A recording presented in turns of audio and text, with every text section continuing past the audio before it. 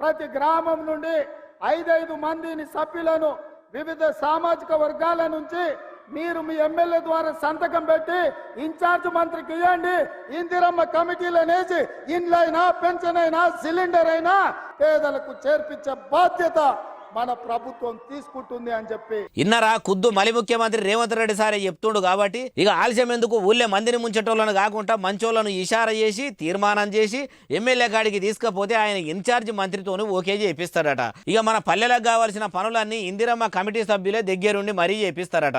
పింఛని, gas బుడ్డి, current bill, Indiramma ఇల్లు ఇట్లా చేయిపాటి పెట్టే పథకాలన్నీ జల్లెడబట్టి మరి అసలు సిసలైన అరువులకు అందేటట్టు చూస్తామంటున్నాడు.